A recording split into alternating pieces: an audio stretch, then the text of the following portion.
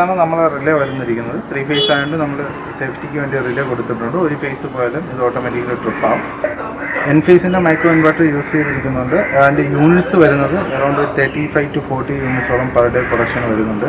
ഇത് ഏകദേശം ഒരു 15-20,000 രൂപ ബില്ല് വരുന്ന ഏരിയയാണ്.